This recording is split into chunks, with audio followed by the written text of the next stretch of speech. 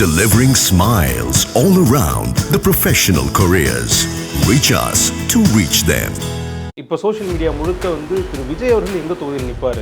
ஏன்னா அந்த ஸ்டார் தொகுதின்னு சில இது இருக்கும், அதில் வந்து இதுவும் வந்துடுது. இப்போ எந்த தொகுதியில் நிற்பார்ன்ற கேள்வி இருக்குது.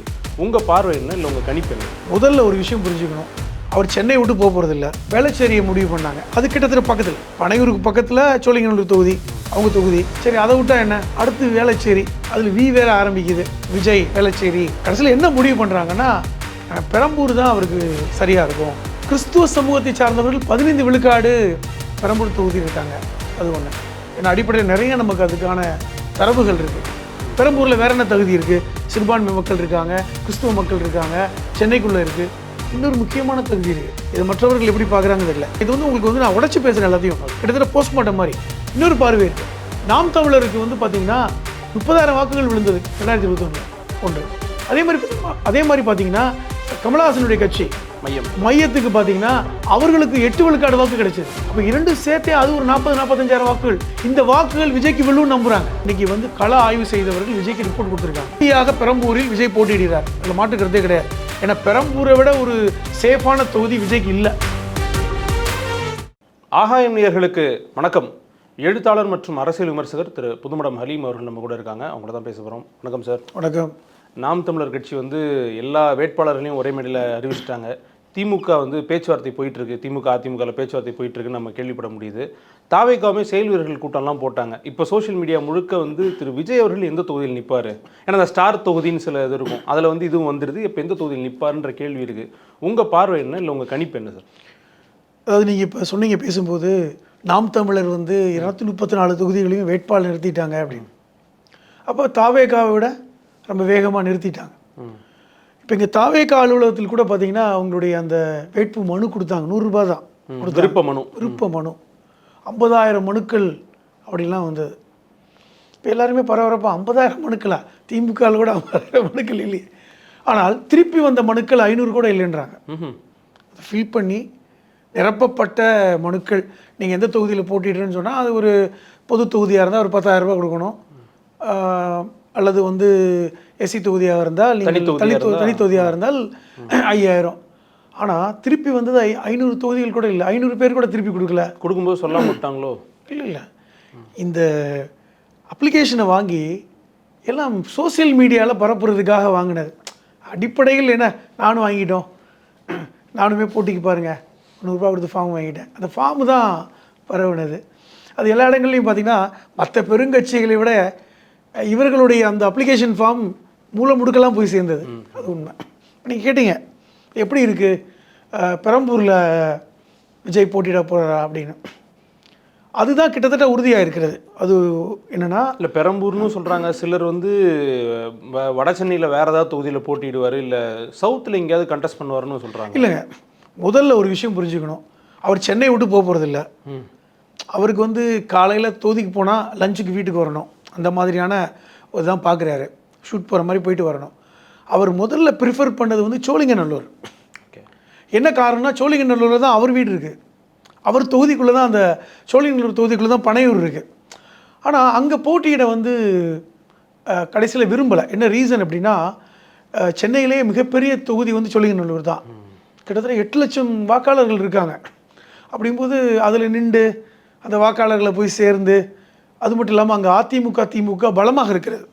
இப்போ நீங்கள் பார்த்தீங்கன்னா தொடர்ச்சியாக அதிமுக மாறி மாறி ஜெயிச்சிருப்பாங்க. இப்போ கடந்த 2 தேர்தலில் திமுக வெற்றி பெற்றிருக்காங்க. அது மிகப்பெரிய கடினம்.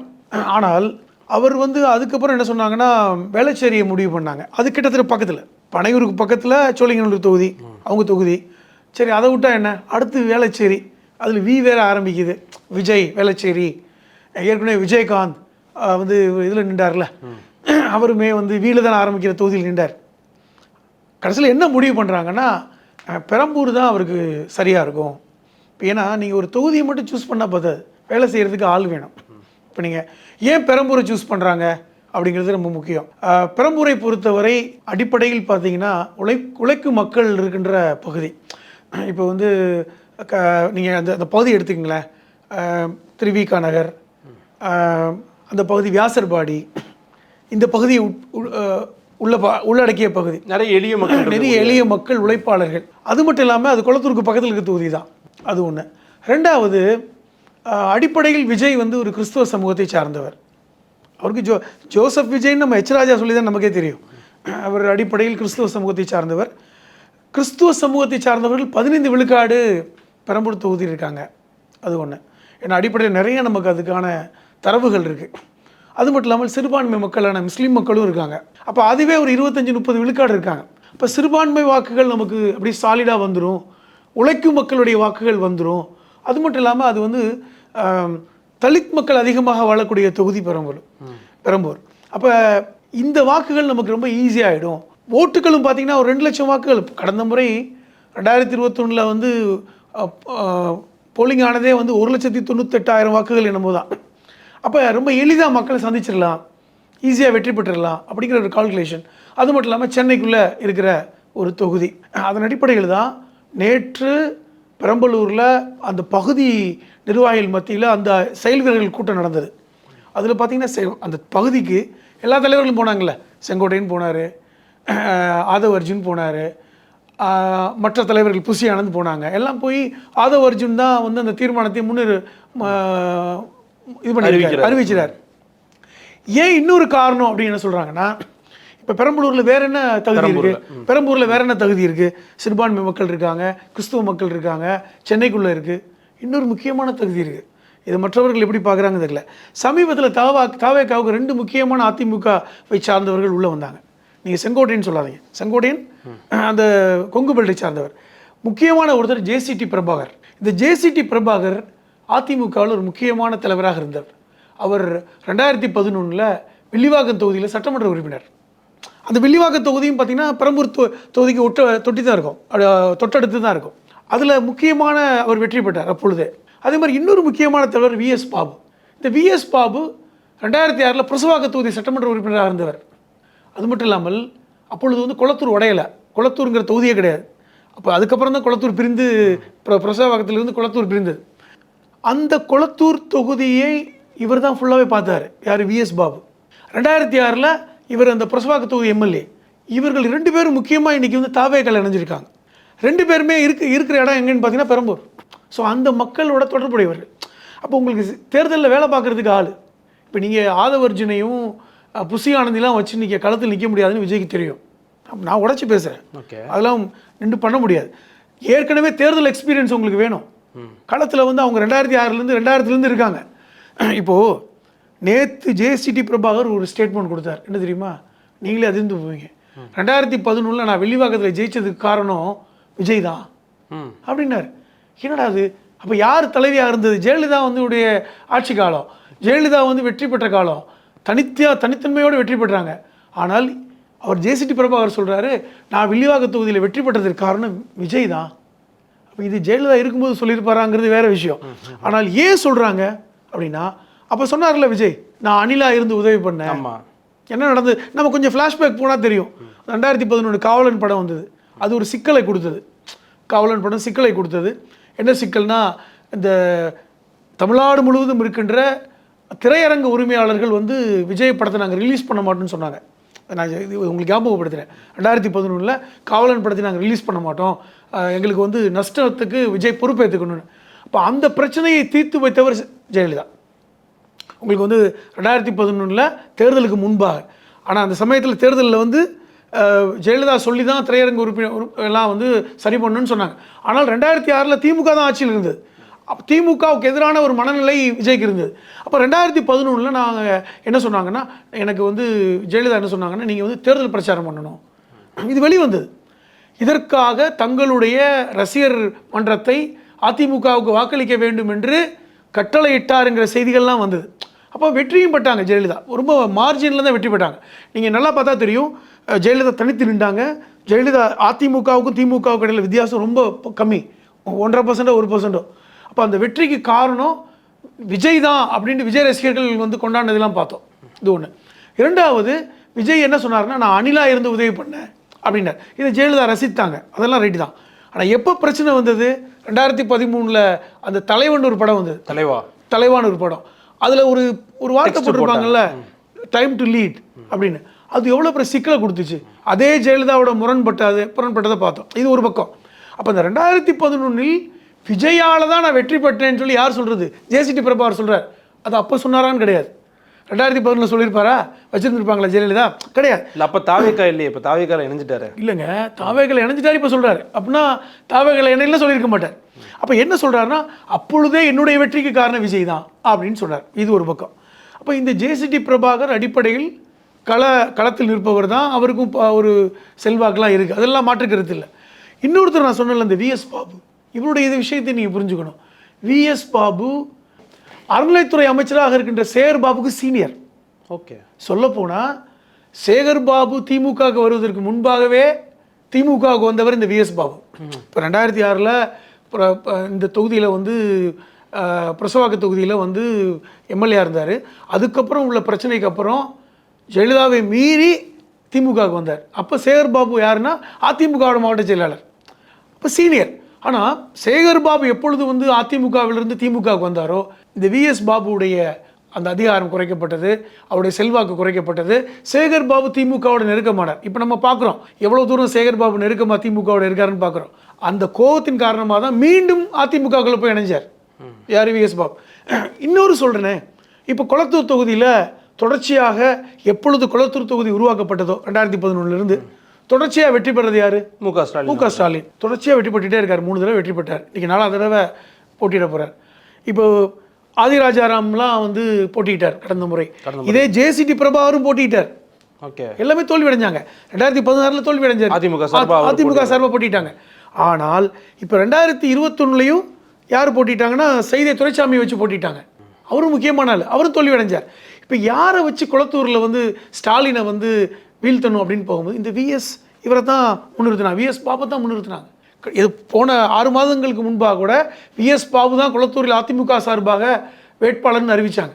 அந்த விஎஸ் பாபு தாவேக்கால இணைஞ்சிருக்காரு. அதை நீங்கள் புரிஞ்சுக்கணும். அப்போ நான் எதுக்கு இவங்களை பேர் சொல்கிறேன்னா, விஎஸ் பாபா இருக்கட்டும், ஜேசிடி பிரபாகராக இருக்கட்டும், இவர்களெல்லாம் அடிப்படையில் களத்தில் பயணித்தவர்கள், அதிமுகவில் வெற்றி தோல்வியை பார்த்தவங்க, எப்படி வந்து தேர்தலை சந்திக்கணும்னு தெரிஞ்சவங்க.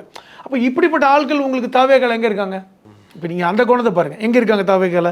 இப்போ பெரம்பூர் தொகுதியில் போட்டியிட்டால் இவர்களுடைய பங்களிப்பு என்பது ரொம்ப முக்கியமாக இருக்கும். நீங்கள் சொல்கிறது வந்து கோர் டிவிகேன்ஸுக்கும் இப்போ ஆல்ரெடி எக்ஸ்பீரியன்ஸ் ஆகிட்டு கட்சிக்குள்ளே வந்திருக்கோங்க தானே.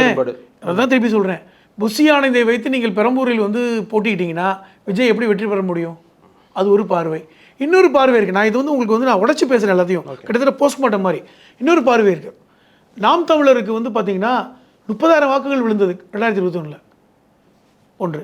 அதே மாதிரி பார்த்தீங்கன்னா கமலஹாசனுடைய கட்சி மையத்துக்கு பார்த்தீங்கன்னா அவர்களுக்கு 8 விழுக்காடு வாக்கு கிடைச்சது.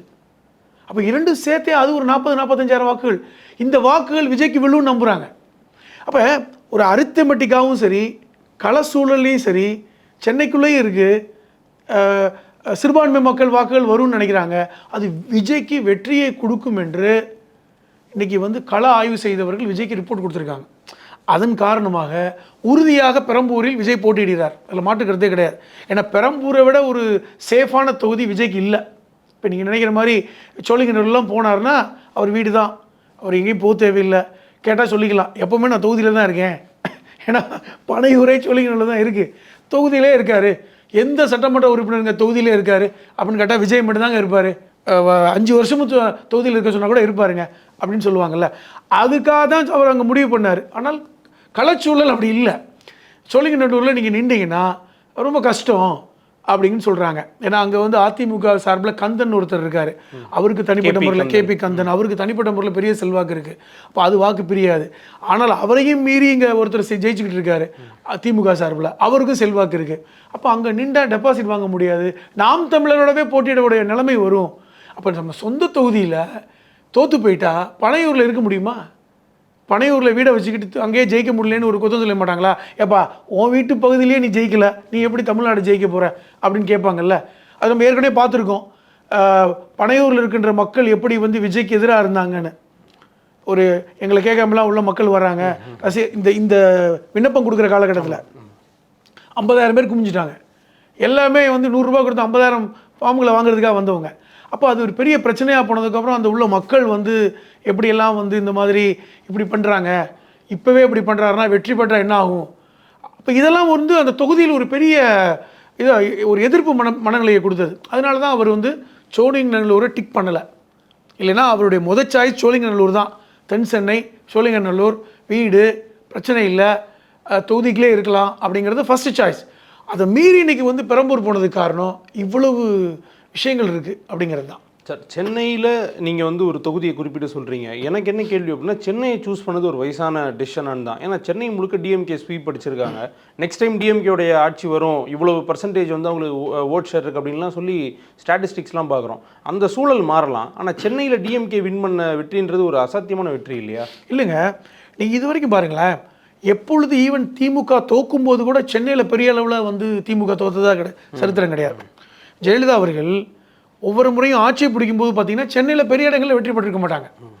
அதில் ஒன்று 50% வெற்றி பெறுவாங்க, இல்லைன்னா வந்து அது கீழே தான் போயிருப்பாங்க. என்ன காரணம் அப்படின்னா, சென்னையில் எப்போவுமே வாக்கு சதவீதம் 60% மேலெலாம் இருக்காது. நீங்கள் எடுத்து பார்த்தா தெரியும். ரூரலில் தான் அதிகமாக இருக்கும். ஆனால் இன்னொன்று இருக்குது, இப்போ எஸ்ஐஆர் வந்ததுக்கப்புறம் நிறையா வாக்குகள் வந்து சென்னையில் நீக்கப்பட்டிருக்கு. 35 லட்சம் வாக்குகள் நீக்கப்பட்டதாக சொல்கிறாங்க. அப்போ அது வந்து என்ன காரணம் இனிமேல் வந்தால் தான் தெரியும். இப்போ அதை நீக்கினதுனால இன்றைக்கி ஓட் ஷேர் கூடலாம். ஏன்னா வந்து டபுள் என்ட்ரி கூட இருந்திருக்கலாம், பல்வேறு காரணங்கள். ரெண்டாவது, சென்னையில் திமுகவுக்கு வாக்கு விழுகுதுங்கிறதுக்காக கூட அதிகமான வாக்குகளை வந்து அட்ரஸ் மாறினதுனால கொடுக்கலின்னு ஒரு குற்றச்சாட்டும் இருக்கிறது. இதெல்லாம் பார்க்கணும். ஆனால் ரிஸ்க் என்ன எடுக்கிறாருன்னா, சென்னையில் பெரம்பூர் தொகுதி வந்து நமக்கு சாதகமாக இருக்குங்கிறத அவர் எப்படி உணர்றாருங்கிறத நான் சொன்னேன். அது முக்கியமாக வந்து சொல்வது என்பது, உழைக்கும் மக்கள் நம்மளை கைவிட மாட்டாங்க. ஏன்னா நீங்கள் வந்து பெரம்பூர் தொகுதியை முழுக்க எடுத்துக்கிட்டிங்கன்னா, இப்போ வந்து கிட்டத்தட்ட ஒரு 3.5 லட்சம் வாக்குகள் இருக்குன்னு வைங்களேன். போலிங் ஆனது வேணால் 1.98 இருக்கலாம். ஒட்டுமொத்த வாக்குகள் ஒரு 3.5 லட்சம். அதில் 2 லட்சம் வாக்குகள் வந்து ரொம்ப அடிப்படைகள் கீழே இருக்கவங்க. உங்கள் தொழிலாளர்கள், தொழிலாளிகள், வந்து ஆட்டோ ஓட்டுபவர்கள், ரிக்ஷா ஓட்டுபவர்கள், அல்லது வந்து லேபர் ஒர்க் பார்க்குறவங்க, இன்னும் பின்தங்கிய சமூகத்தில் பொருளாதார ரீதியாக பின்தங்கிய மக்கள் என்று இருக்கிறவங்க. இன்றைக்கி அந்த பகுதியை அப்படி தான். நீங்கள் அந்த பகுதியை நீங்கள் ஒவ்வொன்றையும் சொன்னீங்கன்னா உங்களுக்கு தெரிஞ்சிடும். அந்தளவுக்கு பின்தங்கிய எளிய மக்கள் தான். இப்போ அந்த எளிய மக்கள் நம்மளை கைவிட மாட்டாங்கன்னு விஜய் நம்புறார். ஆனால் சார், டிஎம்கேவுடைய வீக்கஸ்ட் கான்ஸ்டியூன்சியை தேர்ந்தெடுக்கிறது இன்னும் நல்ல ஒரு ஸ்ட்ராட்டஜியாக இருந்திருக்கும்ல. உண்மையிலே சொல்ல போனால் அவருக்கு வந்து தென் தமிழகத்தில் போட்டிட்டு இருக்கலாம். இந்த சூழல் அங்கேயும் தென் தமிழகத்தில் நிறைய. நீங்கள் தென் தமிழகத்தில் போட்டிட்டா நீங்கள் பனையூர்லேருந்து நீங்கள் எப்படி போயிட்டு வருவீங்க? அதுக்கு ஃப்ளைட் விட முடியுமா? இல்லை, அது மட்டுமே காரணமாக இருக்கு. வேணா என்ன காரணம் இருக்குன்றீங்க? அவர் ஃப்ளைட் எங்கே நிற்கிதோ அங்கே போகணும்னு நினைப்பாருங்க. அது எங்கே போய் விடுவாங்க? திருச்சியில் போட்டிடுறது அதுதான் சொன்னாங்க. திருச்சி மேற்கில் போட்டிடலான்னு. அங்கே வாய்ப்பே இல்லை. அங்கே ஏற்கனவே பல ஜாம்பவான்கள் இருக்காங்க. நேரோடலாம் போட்டி போடணும். அங்கே ரொம்ப கஷ்டம். திருச்சி மேற்கில் 2 அமைச்சர்கள் அங்கே தான் இருக்காங்க. அதனால் திருச்சி மேற்கை சூஸ் பண்ணார். திருச்சி மேற்குமே பார்த்தீங்கன்னா சிறுபான்மை வாக்குகளும் அதிகமாக தான் இருக்குது. திருச்சி ஏர்போர்ட் வேறு பக்கம். ஏறினானா இறங்கிடுவார், 1 மணி நேரத்தில் தொகுதியை பார்த்துட்டு 1 மணி நேரத்தில் வந்துட முடியும். பிரேக்ஃபாஸ்ட் போயிட்டு நைட் டின்னருக்கு வீட்டுக்கு வந்துடலாம். ஆனால் அதை வந்து ஏன் பின்தங்கினாங்கன்னு தெரியல. ஒரு முக்கியமானது. அது மட்டும் இல்லாமல் அவருக்கு வந்து தென் தமிழகத்தில் இன்னும் டீப்பான பகுதிகளில் ஆதரவு இருக்க தான் செய்யுது. என்ன சொல்ல போனால் அவர் திருநெல்வேலி பக்கம் போட்டிகிட்டு இருக்கலாம். ஆனால் என்ன பயப்படுறாரு? நம்ம வந்து அந்த தொகுதிக்கு போனால் நம்ம அடிக்கடி விசிட் பண்ணணும். இப்போ நீங்கள் எம்எல்ஏ ஆகிட்டீங்கன்னு வைங்க. இப்போ நீங்கள் பிரச்சாரத்துக்கே ஒட்டு மொத்தமாக கட்சி ஆரம்பித்து எத்தனை தடவை போயிருப்பீங்க? இப்போ கட்சி ஆரம்பித்து 1 வருடங்களுக்கு மேலாகி 3ஆவது வருடமா 2ஆவது வருடமா 2 வருடம் முடிந்தது. இந்த 2 வருடத்தில் எத்தனை தடவை நீங்கள் வந்து மக்களை போய் சந்திக்கிறதுக்கு பிரச்சாரம் போயிருப்பீங்க? 10 தடவை போயிருப்பீங்களா அதிகபட்சம்? ஆனால் ஒரு சட்டமன்ற உறுப்பினர் ஆகிட்டா எப்படி இருக்கும்? உங்களுக்கு அந்த நலத்திட்டங்களை அறிவிக்க போகணும், மக்களோட மக்களாக இறங்கி போகணும், அந்த ஊருக்கு நீங்கள் விசிட் பண்ணணும், அங்கே அலுவலகம் போடணும், உங்களுக்கு ஏற்ற மாதிரி அலுவலகத்தை செட் பண்ணணும், கூட்டம் கூடும், பிரச்சனை, அதெல்லாம் நிறைய விஷயங்கள் இருக்குது. நீங்கள் ஒன்றும் விஜயகாந்த் இல்லை. விஜயகாந்த் ஒரு தொகுதியில் ஜெயிச்சார். ஆரம்பத்தில் கட்சி ஆரம்பித்த போது அவர் ஒரே ஒரு தொகுதியில் ஜெயிச்சார். ஆனால் அவர் வந்து தன்னை நடிகனாகவே ப்ரொஜெக்ட் பண்ணலை. அவர் மக்களும் நடிகனாகவே பார்க்கல. அப்படி தான் அவருடைய வெற்றி இருந்தது. ஆனால் நீங்கள் இன்ன வரைக்கும் அந்த பிம்பத்தை உடைக்கலையே. இப்போ நீங்கள் விஜய்ங்கிற பிம்பம் உடையலை. திருப்பி நான் மறுபடியும் அதான் பதிவு பண்ணுறேன். இன்னும் நீங்கள் வந்து ஒரு ஃபேன் ஃபாலோயிங் கூட்டத்தை வச்சுட்டு இருக்க மாதிரி தானே கொண்டுட்டு போயிட்டுருக்கீங்க. ஒரு கருத்தாக்கத்தில் ஒரு கருத்துருவில் உங்கள் கூட்டத்தை உருவாக்கலை. உங்கள் ரசிகர்களை நீங்கள் வந்து அரசியல் களத்துக்குள்ளே இன்னும் நீங்கள் வந்து உருவாக்கலை. அதுக்கு என்ன காரணம் அப்படின்னு நீங்களே இன்னும் உருவாகலை. நான் என்ன கேட்குறேன், இப்போ நீங்களே பாருங்களேன், பாஜக உங்களை இவ்வளோ தூரம் பண்ணிகிட்ருக்காங்க. நீங்கள் சிறுபான்மை வாக்குகளை பேசுகிறீங்க. நான் ஒரே ஒரு கேள்வி கேட்குறேன். மைக்கேல்பட்டி விஷயத்தை கேட்குறேன். மைக்கேல்பட்டியில் அங்குள்ள மாணவ மாணவிகள், பெண்கள், குழந்தைகள் கிறிஸ்துவ மதத்துக்கு மதமாற்றம் செய்கிறார்கள்னு சொல்லி ஒரு பிரச்சனை வந்தது தெரியுமா? அந்த மைக்கேல்பட்டியுடைய மாணவி வந்து தற்கொலை செஞ்சாங்க. அது எதுக்காக தற்கொலை செஞ்சாங்கன்னு போனால், ஆனால் என்ன மாதிரி கொண்டு போனாங்க அண்ணாமலை போன்றவர்கள்? அங்கே இந்த பள்ளிக்கூடத்தில், அது கிறிஸ்துவ பள்ளிக்கூடம், அதில் வந்து மதமாற்றத்தினால தான் அந்த பெண் குழந்தை இறந்து போச்சுன்னு எவ்வளோ பெரிய பிரச்சனையாச்சு. சமீபத்தில் உச்சநீதிமன்றம் என்ன ஒரு இது கொடுத்துருக்காங்க, சிபிஐ என்கொயரி. சிபிஐ யாருடைய சிபிஐ? பாஜகவுடைய சிபிஐ என்ன கொடுத்துருக்காங்க? பாஜக சிபிஐ இல்லை, சென்ட்ரல் கவர்மெண்ட்டுடைய. எல்லாமே பாஜகவோட தாங்க. இன்னைக்கு வந்து எல்லாமே அவங்க கண்ட்ரோலுக்கு போயிடுச்சு. இது எப்படி எடுத்துக்கிட்டாலும் சரி. என்ன கொடுத்தாங்க சிபிஐ? மைக்கேல்பட்டியில் மதமாற்றத்தால் அந்த பெண் குழந்தை இறக்கலை, நீதிமன்றத்தில் போய் கொடுத்துருக்காங்க. எவ்வளோ பிரச்சனை நடந்துச்சு. அங்கேருந்து பெண்கள் குழு வந்தாங்க, பாஜகவுடைய குழு வந்தாங்க, வைஜெயந்திமாலா தலைமையில் குழு வந்தாங்க. அப்புறம் ஆந்திராவில் ஒரு நடிகை இருக்காங்க விஜயசாந்தி தலைமையில் ஒரு குழு வந்தாங்க. ஏங்க குஷ்பு தலைமையில் ஒரு குழு போனாங்க. இப்படி மதமாற்றம் பண்ண அண்ணாமலை வந்து கொதிச்சு போனார். கடைசியில் ஊர் மக்கள்லாம், ஹிந்து, முஸ்லீம், கிறிஸ்துவர்கள்லாம் சேர்ந்து போய் கலெக்டர் ஆஃபீஸில், நாங்கள்லாம் வந்து இங்கே வந்து ஒன்று மண்ணுமா இருக்கோம், மாப்பிள்ளை மச்சானா இருக்கும், இங்கே எதுவுமே நடக்கலையா, எங்கள் ஊரை பற்றி ஏன் இப்படி பேசுகிறீங்க அப்படின்லாம் போய் சொன்னாங்க. ஆனால் அதை ஏற்றுக்காமல் எவ்வளோ பெரிய போராட்டங்கள் வந்தது. அப்போ சிபிஐ விசாரிக்கணும்னு சொன்னது பாஜக, விசாரித்து அவங்களே கொடுத்துருக்காங்க, அங்கே எதுவுமே நடக்கலைன்னு. அப்படிப்பட்ட சூழலில் நீங்கள் பாஜகவை எதிர்த்து ஒரு அறிக்கை கொடுக்க வேணாமா? மைக்கேல்பட்டியில் பாஜக செய்தது அநீதி, நீங்கள் செஞ்சுருக்கணும். மோடி அங்கிள்னு சொன்னால் ஒரு நாகரிகமான வார்த்தை தான், சொல்லியிருக்கலாம், சொல்லலை. அல்லது மோடி சார், அது நீங்கள் சொல்லலை. அப்போ அது கூட நீங்கள் பண்ணலையே சார். சிறுபான்மை மக்கள் உங்களை எப்படி நம்புவாங்க? உங்களை வந்து நீங்கள் சிறுபான்மை மக்கள் வாக்குகள் வந்துருன்றீங்க, அதனால் அந்த தொகுதியை சூஸ் பண்ணுறீங்க. ஆனால் இதுக்கு கூட நீங்கள் அறிக்கை கொடுக்கல. நான் வந்து உங்களை கிரிட்டிசைஸ் பண்ணலை, ஒரு விமர்சனமாகவே முன்வைக்கிறேன். இப்போ இந்த அச்சத்தோடு நீங்கள் எப்படி வந்து அந்த தொகுதியில் போட்டிடுவீங்க? உங்களுக்கு எது லாபகமாக இருக்கோ, ஈஸியாக இருக்கோ அதை சூஸ் பண்ணுறீங்க. நான் ஒன்றும் குறைய சொல்லலை. ஏன்னா உங்களுக்கு பாவம், நீங்கள் உங்களுக்கு எவ்வளோ எளிமையாக இருக்கும். இப்போ எல்லா மனிதர்களுக்குமே எது எளிமையான விஷயமோ அதை செய்ய முயல்வாங்க, அது இயல்பு. அதனால் நீங்களே முயல்றீங்க. நீங்களும் சோழிங்கநல்லூரை பார்த்தீங்க, அது வேலைக்காகலை. வேலைச்சேரியை பார்த்தீங்க, அதுவும் வேலைக்காகலை. அப்புறம் கொஞ்சம் தள்ளி இன்றைக்கி வந்து பெரம்பூர் வந்திருக்கீங்க. அதை விட்டால் இனி அம்பத்தூர், ஆவடி, இப்படி தான் நீங்கள் மூவ் பண்ணுவீங்க. இப்போ அந்த இடத்துக்கு போயிட்டீங்க, அந்த இடத்துக்கு போவீங்க. அப்போ இதை மட்டும் வைத்து நீங்கள் எப்படி வெற்றி பெறுவீங்க? உங்களுக்கு ஓகே, நான் புரிஞ்சுக்கிறேன். ஜேசிடி பிரபாகர் போன்ற ஆட்கள் இன்றைக்கி கூட இருக்காங்க. இன்றைக்கி வந்து 2010 நான் ஜெயிச்சதுக்கே விஜயகாரன்னு சொல்கிற அளவுக்கு, நல்ல வேலை இதை எப்படி ஜெயலலிதா ஆன்மா மன்னிக்கணும்னு அவருக்கு தெரியல அப்படின்னு சொல்கிற அளவுக்கு இருக்காங்க. ஆனால் எப்படி சாத்தியம்? சுற்றி இருக்கிற தொகுதி, ஒருத்தர் இன்றைக்கி சொல்கிறாரு, ஆதவர்ஜுனும் புஷி ஆனந்தும், நாங்கள் ஒரு தொகுதி மட்டுமல்ல, இந்த பெரம்பூரை சுற்றி இருக்கின்ற 5 தொகுதிகளும் அது எஃபெக்ட் இருக்கும். அதாவது அந்த தொகுதியில் விஜய் போட்டிட்டா 5 தொகுதிக்கு எஃபெக்ட் இருக்குமா? அந்த 5 தொகுதி என்னன்னு பாருங்கள். பக்கத்தில் கொளத்தூருங்க, பெரம்பூரை ஒட்டி கொளத்தூர் இருக்குது. இந்த பக்கம் வில்லிவாக்கம், இந்த பக்கம் இப்போ நெருக்கி வந்தீங்கன்னா இது வந்துடும், யாருடைய தொகுதி வரும்? அண்ணாநகர் தொகுதி வரும். இப்படி சுற்றி இருக்கிற தொகுதி எல்லாமே விஐபி தொகுதி தான். இல்லை சார், ஆனால் தாவேக்காவுக்கும் வெல்லுவதற்கான வாய்ப்பு இருக்குல்ல. அவங்களும் களத்தில் ஒர்க் பண்ணுறாங்க, அவங்களுக்கு நல்ல பாப்புலாரிட்டி இருக்குது, சின்னத்தை கொண்டு போய். நான் ஒன்றே ஒன்று கேட்குறேங்க, நாம் தமிழரோட நீங்கள் களத்தில் நிற்கிறீங்க. நான் கேட்குறேன், நமக்கு நாம் தமிழர் மேலே பல்வேறு விமர்சனங்கள் இருக்கட்டும்.